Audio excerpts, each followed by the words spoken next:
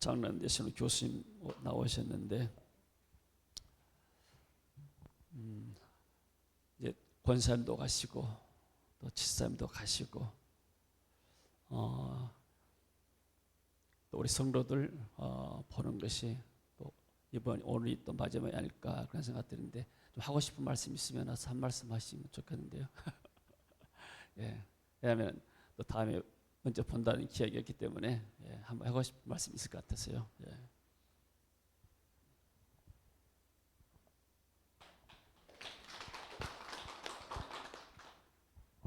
약 3년 4개월 전에 어머니가 먼저 가시고 쭉 홀로 지내시면서도 늘 교회를 꼭 한번 꼭 와보고 싶어 했어요, 사실은. 근데 그런 몸이 좋지 않으셔가지고 그럴 기회는 없었는데 하여튼간에 맨 마지막까지 쭉 사시면서 건강하게 사셨고 또 침상 위에서 마지막 순간을 또 쭉 맞이하셨고 해서 그런 대로 평안하게 사실은 잘 가셨습니다.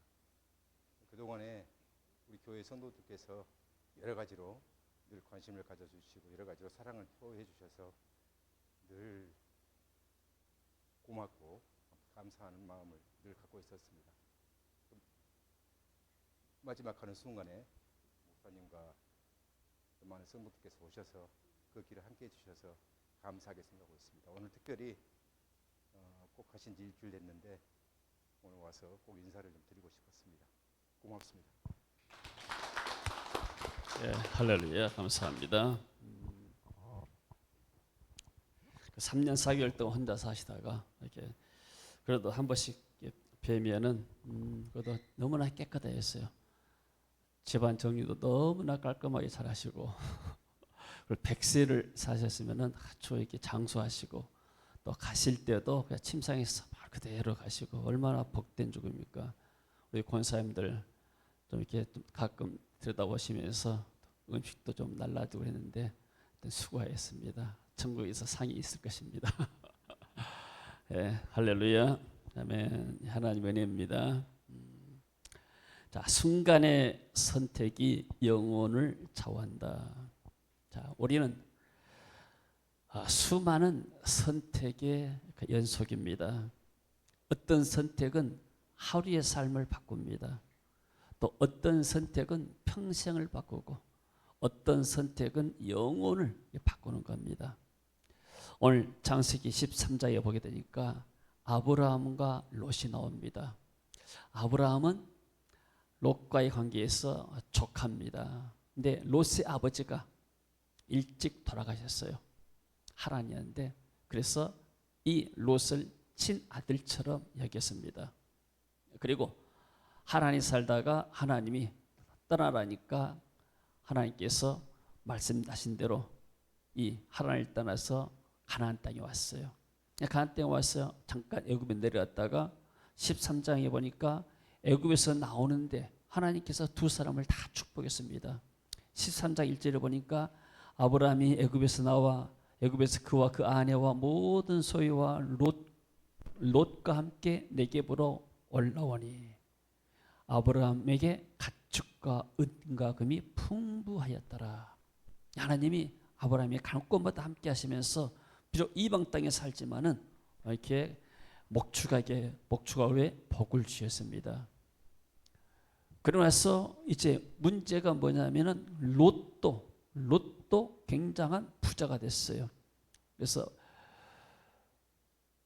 5절 보니까 아브라함 일행 롯도 양과 소와 장막이 있으므로 그 땅이 그들이 동거하기에 넉넉하지 못하니 이는 그들의 소유가 많아서 동거할 수 없었습니다.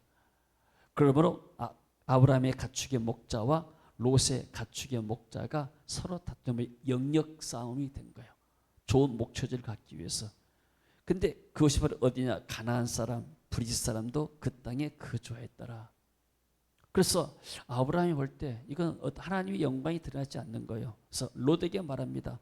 너와 나는 한 친족이라, 같은 가족 아니냐. 너나 나나 내 목자나 너의 목자나 서로 다투게 하지 말자.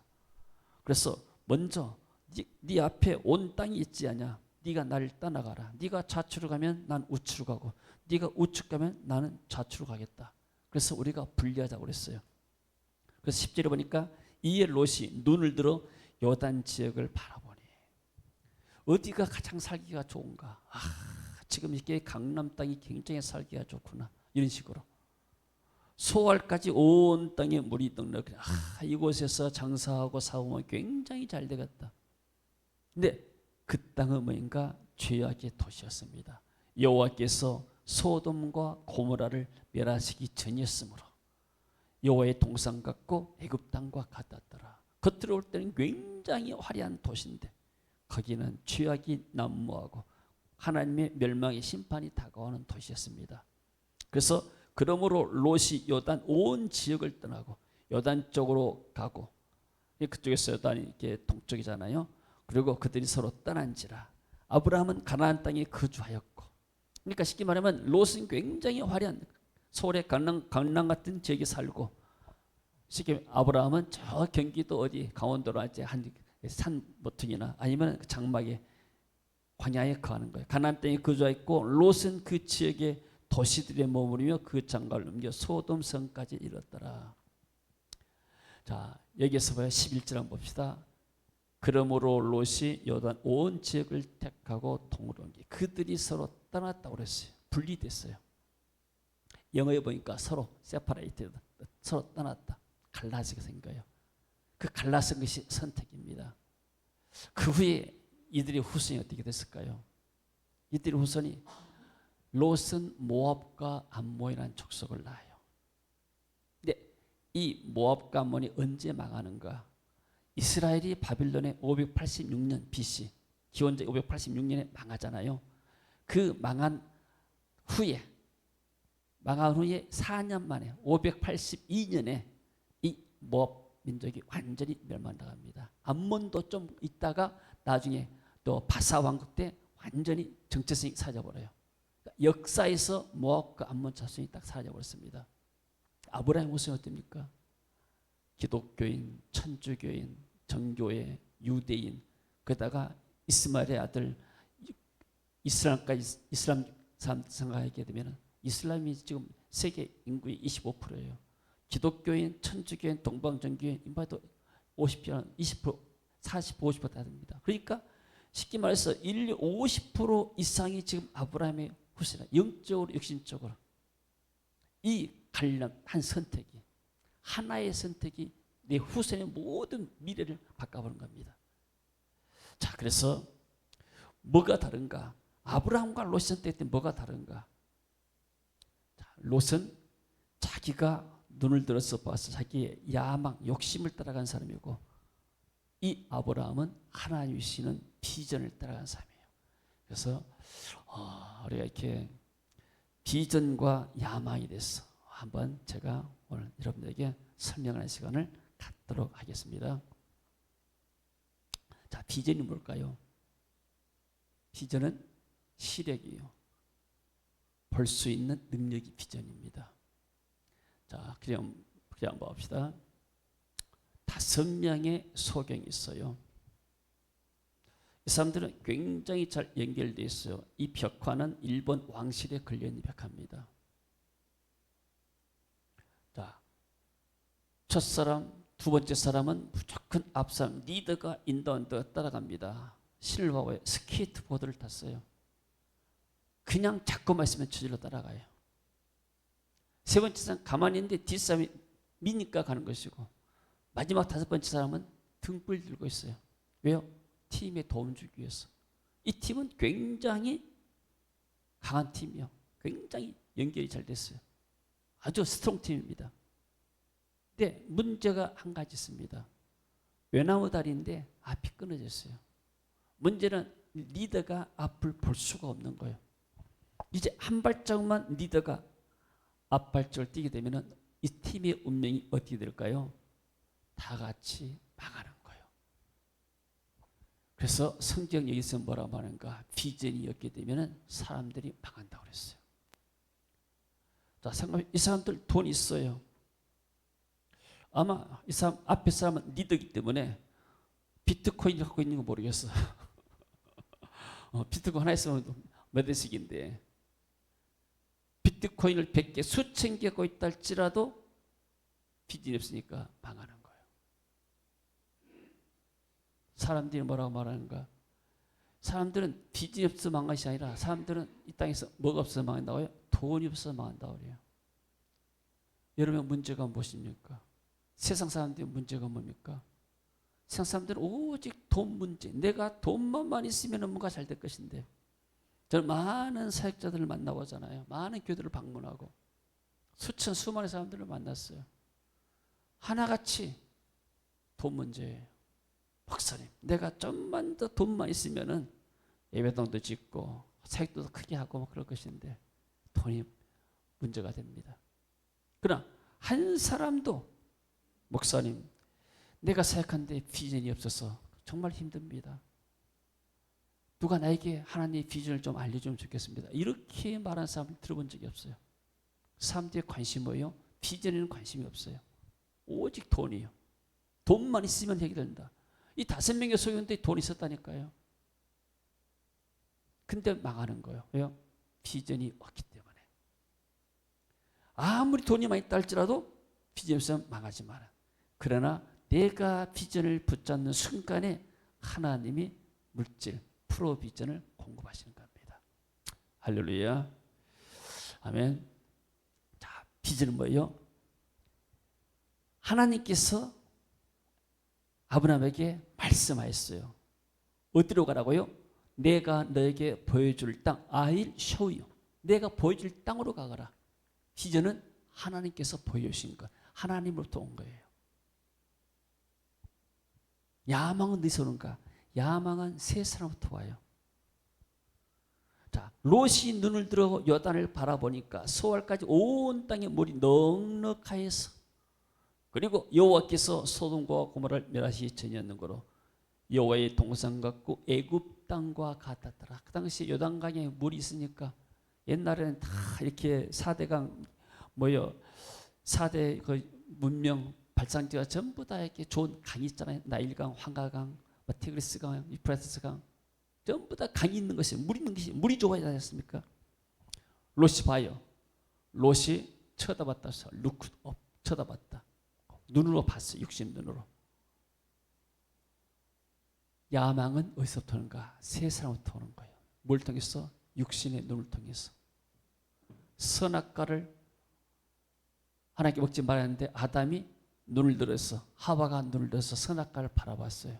그때 먹고 싶은 충동이 들어온 거예요. 이게 뭐예요? 하나님 비전이 아니잖아요. 하나님 먹지 말라 했는데. 그러니까 모든 세상의 야망은 눈을 통해서 오는 거예요. 그래서 비전은 내가 너에게 보여주겠다. 내가 보여줄 땅으로 가라. 앰비션, 야망은 무엇인가? 자기가 보는 거예요. 자기가. 제가 이것을 더 잘 설명하기 위해서 간증을 합니다. 저는 청년 때 순복음교를 다녔잖아요. 신학을 장로교로 갔어요. 장로교 총신했는데 서울서 총신하면서 어느 주일에 한번 여의도 순복음교회를 한번 방문했어요. 근데 세계에서 그냥 큰 교회니까 한번 가고 싶잖아요. 가서 예배 드리는데 사람이 너무 많아요. 1시간 동안 기다렸어요. 안에 들어가니까 그야말로 뭐 이렇게 뭐 대형 스타디움, 체육관처럼 굉장히 커요. 성가들을 바라보니까 어지간한 교회에 못지않는 성도들이 있어요. 그 수많은 사람들이 찬양하고 막 있는데 이제 조영기 목사님이 설교하려고 성경을 가지고 그 당시에 이제 이쪽에서 강단에서 나오시더라고요. 나오면서 성도들이 할렐루야 그러니까 성도들이 두 손 들고 아멘 외쳐요. 같이 해볼까요? 할렐루야 두 손 들고 아멘. 그렇게 안 했어요. 좀 선보험께 분위기가 안 나네. 자, 할렐루야 아멘 할렐루야. 성도들의 반응이 막 뜨거우고 난리 아니에요. 목사님이 이제 막 설교를 해요. 하나님이 좋으신 분이고 예수 믿으면 복 받고 그냥 삼박자 축복하잖아요. 내 영혼이 잘된같이 내가 범사에 잘되고 강건하게 일어난다. 말도 빠르면서 그 모습을 제가 바라봤습니다. 정말로 존경스럽더라고요. 그야말로 탤런트 스타는 못지않게 가려요. 그러면서 내가 꿈을 가했어요. 나도 저런 목사가 되고 싶다. 수많은 사람들 앞에서 나도 한번 이렇게 설교하고 큰 기름 해보고 싶다. 신학생이라면 누구나가 다 그런 마음을 갈 수 있잖아요. 그런 꿈을 가했어요. 나도 큰 교회를 이루어지고 좀 목사님처럼 되고 싶다. 그래서 나는 고향이 이쪽에 강주 때문에 강주에서 나는 또 전남대에 났기 때문에 강주에서 나는 가장 큰 교회를 세워야 되겠다. 이런 마음을 가했어요. 청년 때부터 그런 꿈을 가했어요. 그러면서 이 목사님, 난 순복음교회 때 그 목사님 설교 많이 들었잖아요. 설교를 또 요약해가지고 내가 그대로 또 설교도 청년한테 하고 그랬어요. 그러니까 그 메시지를 잘 알아요. 꿈을 크게 가져라. 그림을 그려라. 입술로 선포해라. 이루어진 줄로 믿고 감사하라 말해라. 그러면 이루어질 것이다. 전 사실 그거 다 따라서 했어요. 그리고 교회를 내가 개척했잖아요. 개척할 때 난 가장 큰 교회를 세운다고 그랬어요. 우리 도시에서 가장 1등간 교회를 세웠다. 이게 내 꿈이었어요. 20년 동안 사역을 했는데 그 꿈이 이루어지지 않는 거예요. 자, 내가 우리 도시에서 가장 큰 교회를 세웠다. 조인기 목사님의 그런 설교하는 모습 교회에서 예배당 보고 와서 그 꿈을 가진 것이 하나님 주시는 비전이요, 내가 가진 야망이요. 비전입니까? 야망입니까? 그게 비전이 아니고 야망이에요. 왜요? 내 육신의 눈을 통해서 봤어요. 육신의 눈을 통해서 보고 그런 꿈을 내가 갖게 된 거예요.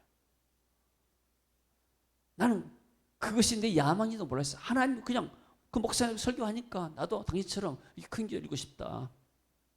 그것이 하나님이 주신 비전인 줄 알았어요. 나는.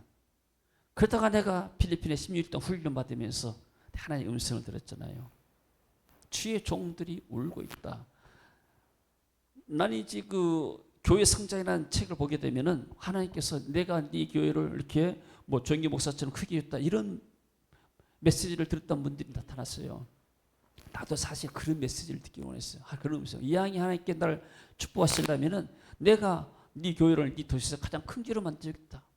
하늘의 별처럼 바다의 모래깔처럼 큰 교회로 만들겠다. 그런 메시지를 듣기 원하는데 거기와 상관없이 많은 주의 종들이 울고 있다. 이런 말씀을 하는 거예요. 난 이해가 안 됐어요. 나도 교회를 개척했는데 그렇게 처절하게 내가 울고 뭐 그러지는 않을 것 같아요. 근데 왜 주의 종들이 운다 할까? 나는 이해가 안 돼요. 근데 이제 얼마 있으니까 우리 교회 어떤 목사님 부부가 참석했어요. 그래가지고 차 한잔 마시면서 목사님 나 사역을 그만두고 선교단체 내가 헌신을 나옵니다. 왜 그러냐니까 교회를 해서 지하에서 하는데 성도들도 안 모이고 너무 힘들어요. 그래서 내가 사역을 포기하고 그냥 선교단체 가서 일을 합니다. 그래요. 그런데 내가 그분을 소개했어요. 내가 필리핀에서 이런 훈련 받고 왔는데 내가 이것을 하는데 한번 참석해봐라. 그래가지고 이 부부가 참석했어요. 참석할 때 딸들 데려와서 했어요. 그래서 은혜 받고 나서 이분이 또 사역을 또 지금까지 잘하고 있어요. 그때 내가 깨달았어요. 이렇게 사역하다가 울면서 지쳐서 있는 사람들이 많이 있구나.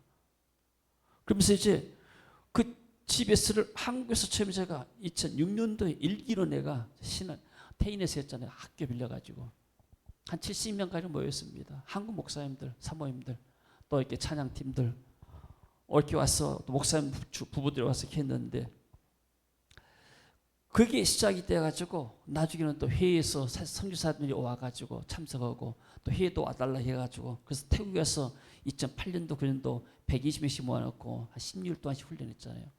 그때는 50대라면 젊기 때문에 뭐든지 했습니다. 그러다 보니까 이제 하나님께서 성지로 문 열어가지고 오늘날까지 지금 20년 넘도록 이 사회를 하게 되는데, 자, 내가 아직도 그 하나님의 비전을 받지 못하고 그냥 교회 성장이라는 마인드 속에 갇혀서 살다게 되면은 나는 지금도 똑같이 그냥 이렇게 보통 사람처럼 보통 목회자처럼 했을 거예요. 그러나 내가 내 교회 성장이라는 야망을 떨쳐버리고 하나님이 주시는 비전을 따라갔더니 정말로 하나님이 내가 상상할 수 없는 이런 일들을 경험하게 만든 거예요. 우리가 지난번에 인도네시아 사람들이 74명이 왔는데 인도네시아 사역자들이 74명이 와서 훈련을 할 거 어떻게 우리가 예상했겠습니까? 꿈도 꿀 수 없는 일들인데 그래서 우리가 하나님의 비전을 따라가면 하나님이 일하시고 내 야망을 따라가면 내가 일하는데 내가 일한 것이 다 되어진 것이 아닌 거예요. 자, 야망이 무엇인가? 내가 되고 싶은 거예요. 어떤 위치.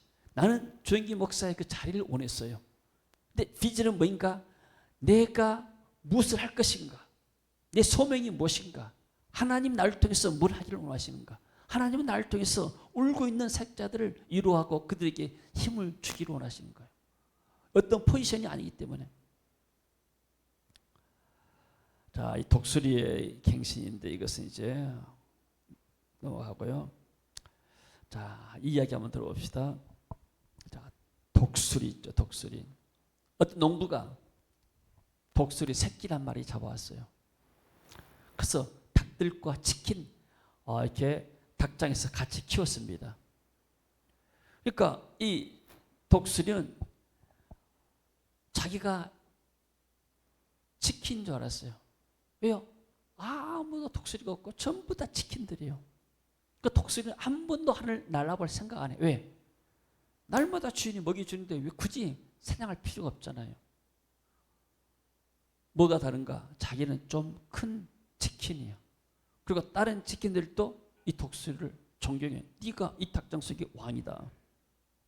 주인이 음식 주고 나면 제일 높은 자리에 앉아서 먹는 거예요. 자기가 왕이기 때문에. 한 번도 하늘 보면서 내가 나였다는 그 꿈도 꾸지 않고 독수리란 정체성을 잃어버렸어요. 여기에 한 신사가 손녀딸과 더불어서 방문합니다. 그러면서 이 독수리를 봅니다. 농부에게 말합니다. 이거 나한테 파세요. 이거 닭이야가 독수리인데 독수리는 하늘로 날아가야 되잖아요. 그래서 농부가 말합니다. 이게 생긴 건 독수리인데 생각하는 것이나 하는 짓은 완전히 치킨이 닭이요.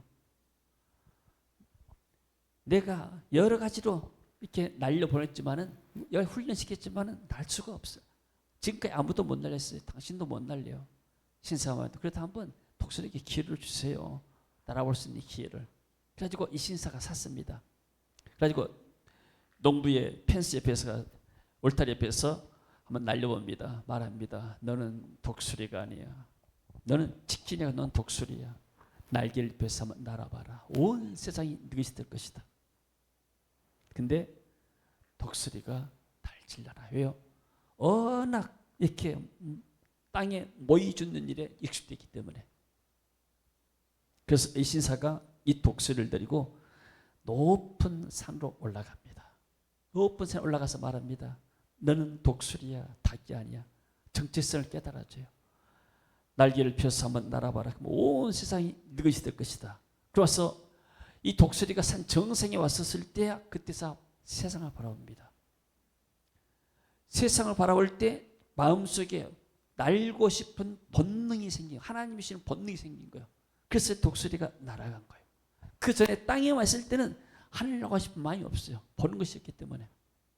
그래서 우리 집에서 뭔가 하나님의 사람들, 닭장 속에 갇혀있는 교회의 성자라는 닭장 속에 또 자기라는 닭장 속에 어떤 관습의 닭장 속에 갇힌 사람들을 끌어내가지고 하나님 나라의 비전을 바라보게 만듭니다. 온 세상을 바라보도록 만드는 거예요. 그리고 나서 온 세상을 향해서 나가도록 우리가 훈련시켜서 보는 것이 우리의 집이었습니다. 그러니까 사실 어떤 면에서는 이 닭장 속에 갇힌 독수리가 뭐냐면 그 전에 내가 야망을 품고 살았던 교회 성자의 나는 교회 성자의 나는 이 닭장 속에 내가 갇혀 있었던 거예요. 비전을 통해서 내가 이 닭장을 걷어차고 하늘 날았었을 때, 그러고 나서 이제 내가 지금도 닭장 속에 갇혀 있는 많은 사람들에게 그 하나님의 비전을 전달하면서 닭장에서 나와서 온 세상에서 날아오르라고 그렇게 내가 꿈을 주고 비전을 던지는 것이 우리 GBS의 사역들입니다.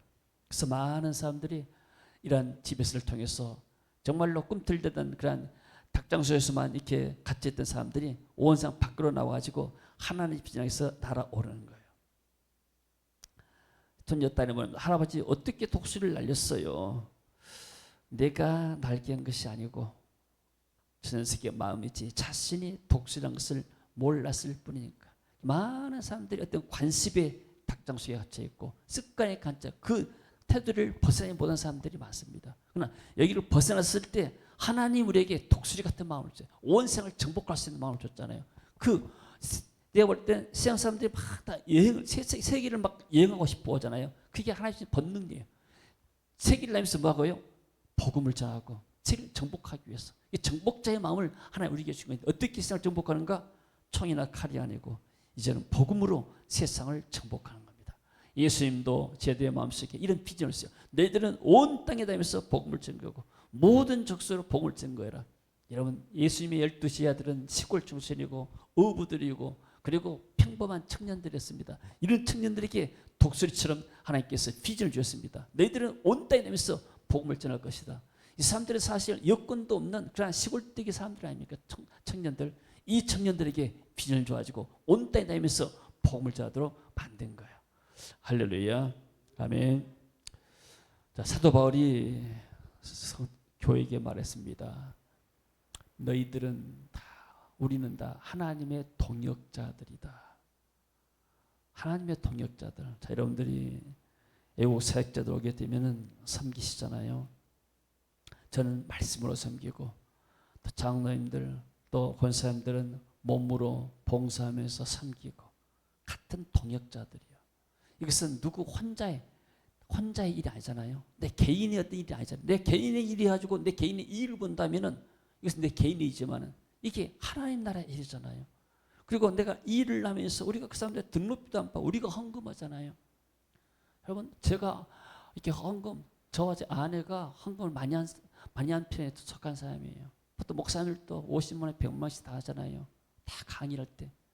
강의하고 뭐 하게 되면 돈을 벌여야 되는데 총장님이었던 신학 때 총장이었던 차총장도 오시면은 강사를 안 받아요. 옛날에는 또 뭐 선물도 가지고 막 그랬었는데 우리가 섬기는 거예요.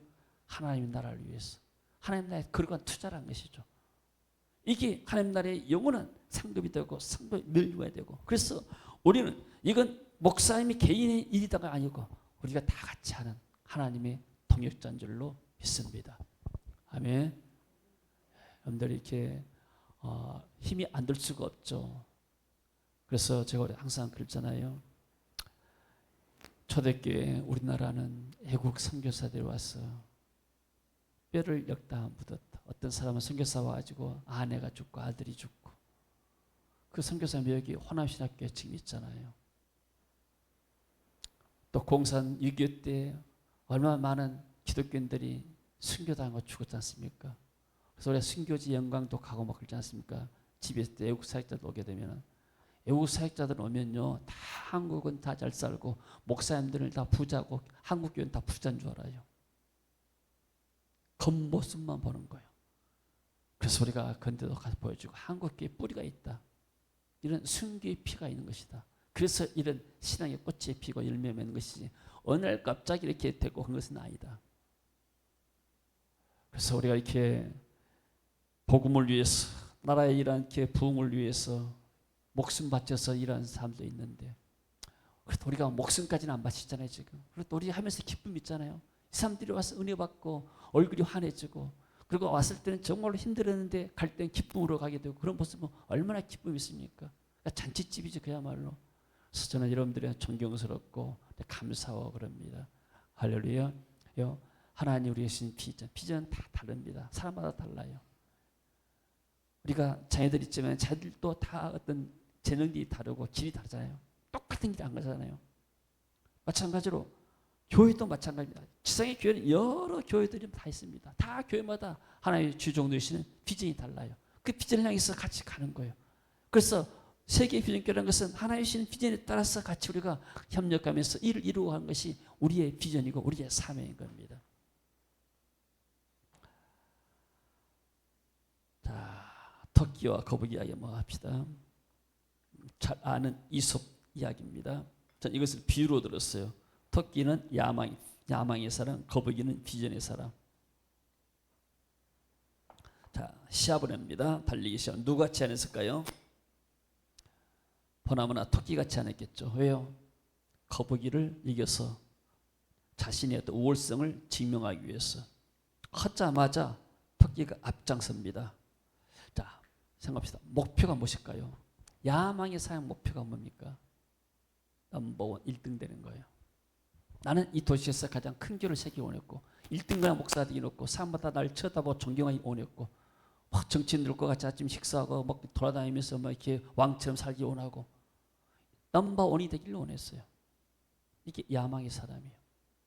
뒤를 돌아봐요. 거북이는 걸음 듣고 나보다 안 듣죠. 나보다 목회 좀 교회가 작고 먹기 힘들게 사람들 보면 굉장히 내가 목회를 잘한 것처럼 의시되고 교만하고. 그래서 토끼를 1등 났어요. 1등 났기 때문에 잠을 잔 거예요. 더 이상 경쟁 상대가 없어요. 더 이상 달려야 할 이유가 없잖아요. 근데 앞에 간 토끼를 봐요. 오, 이 사람은 왜 나보다 빨리 잘 나가지? 끌어내려요.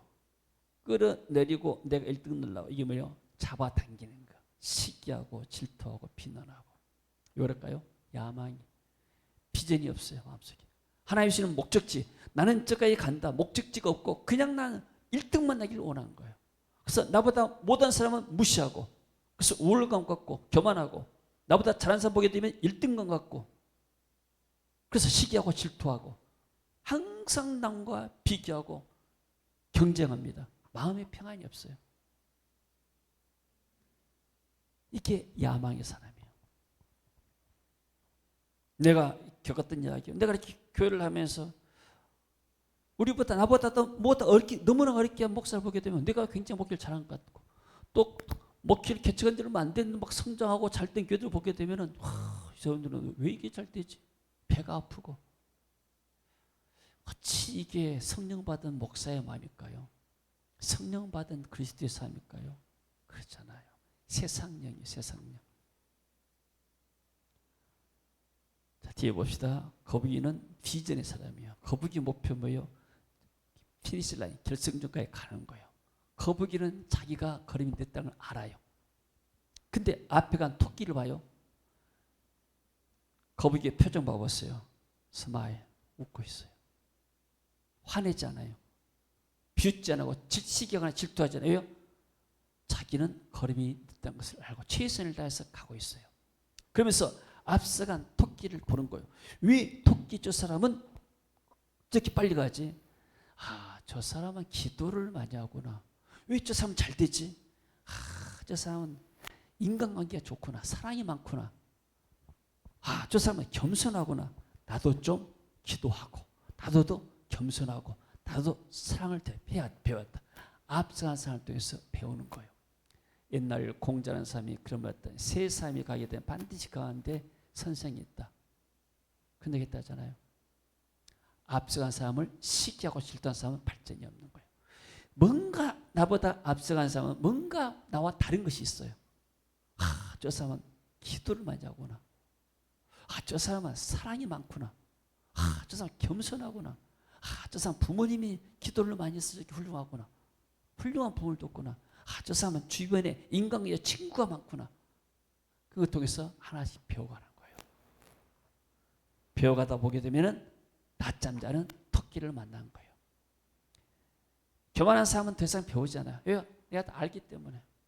경쟁 상대 갖고 내 1등이야. 배우지 않아요. 배우지 않은 순간 벌써 성장이 멈추는 겁니다. 이 거북이가 앞을 옛날에는 굉장히 나보다 앞서는데 내가 한 걸음씩 한 걸음씩 가다 보니까 내가 그 사람 능가하다는 말이에요. 제가 집에서 21년 전에 필리핀에서 훈련 받을 때 굉장히 강사도 훌륭해요. 미국의 선교사님도 훌륭하고 그리고 필리핀의 현지 강사 목사님들도 훌륭하고 필리핀에 이렇게 훌륭한 강사들 많구나. 난 집에서 20년 하면서 내가 행사를 하지 않고 계속 나도 목사를 통해서 100개 강의를 계속 들어요. 듣다 보니까 내가 성장이 되는 거예요. 지금은 내가 그 사람들을 능가한다고 하지만 그 사람들 못지않게 내가 강의하잖아요. 내가 주강사가 되어가지고. 왜요? 계속해서 배워가니까. 배워가니까 기름 부음 믿고 배워가니까 내가 더 성장한 거예요. 그리고 내 뒤에 오는 토끼를 봐요. 이 사람을 무시하지 않아요. 비웃지 않아요. 왜요? 왜 이 토끼는 어렵지? 이 사람은 친구가 없구나. 내가 좀 친구가 되어줘야겠다. 이 사람 재정적으로 너무나 어렵구나. 내가 재정적으로 도와줘야겠다. 뒤에 온 사람의 손을 잡고 같이 가는 거예요. 어디 향해서? 비전을 향해서. 사람을 격려하면서 이 사람을 무시하거나 이렇게 교만하지 않고 이 사람을 데리고 같이 힘을 내서 하나님 나라에 같이 가는 거. 이게 비전의 사람이에요. 비전은 빛과 같아요. 빛이 내 안에 들어오게 되면 어둠이 사라집니다. 비전이 있으면 어두운 욕망, 야망이 가득 찹니다. 그래서 이것은 지과를 막론하고 비전이 없게 되면 사람들이 다 야망에 사로잡힌다는 거예요. 목사랄지라도 나도 목사였잖아요. 나도 전대 나오고 한국에서 가장 좋은 장로교 신학대학 총신을 나왔잖아요. 내가. 그런데도 비전을 모르니까 신학교에서 비전과 야망에서 배우지를 않았어요. 가끔 필리핀에 신학교 학장들 와요. 비전과 야망 가르쳤나니까 그런 거 가르친 적이 없대요. 나는 이것을 내 목회 사역을 통해서 깨닫고 그리고 내가 체험하고 그리고 성경에서 다시 발견하고 아브라함과 롯이 똑같은 가정에서 가문에서 환기에 자랐지만은 그러나 하나님의 비전을 붙잡은 아브라함의 모습은 지금까지 번성하고 있고 그리고 롯의 가정은 역사에서 사라졌구나. 하나님의 비전을 붙잡은 그 길이 쉬운 길은 맞지만 그러나 그 길은 하나님이 문을 여시고 하나님이 역사하는 거예요. 내가 이 하나님의 비전을 이루지 않았다면 나는 그냥 평범한 목사로서 벌써 이제 내 사회 끝마치고 그냥 동네 다니면서 산이나 다니고 왔다 갔다 하고 막 그 은퇴 생활을 했을 거 아니에요. 그러나 하나님의 비전을 붙잡게 되면 하나님은 사역에는 세상에 어떤 직업에서 은퇴를 했지만 사역은 하나님 나라의 사역은 줄 때까지 가는 겁니다. 옛날 그랬잖아요. 하나님 앞에 갈 때까지 다 했잖아요. 그래서 여러분들도 세상에 은퇴는 있지만 하나님 나라에서는 하나님 앞에 갈 때까지 근거할 때까지 여러분들이 하나님의 사역에 동참하고 독수리처럼 날아오르는 그러한 역사가 있어지기를 주의 이름으로 축원합니다. 자, 한번 기도합니다. 주님 은혜를 감사드립니다. 우리가 세상 살아가면서 여러 가지 욕심과 야망에 사로잡힙니다. 돈에 사로잡히고 명예에 사로잡히고 권력에 사로잡히고 그러다가 결국 인생이 나라고 떨어지고 실패하는 경우가 많습니다. 오늘 아브라함을 통해서 롯을 통해서 되게 말씀하시니 감사합니다. 하나님이여 저들에게 하나님의 나라의 비전을 명확하게 보여주옵소서. 아브라함처럼 내 뜻을 이룬 것이 아니고 하나님의 나라의 뜻을 이루어가는 복된 성도들로 축복하시고 우리 집에서 될 수 있도록 주여 역사하시고 은혜 입혀 주시옵소서. 예수님 이름으로 기도합니다. 아멘. 우리 같이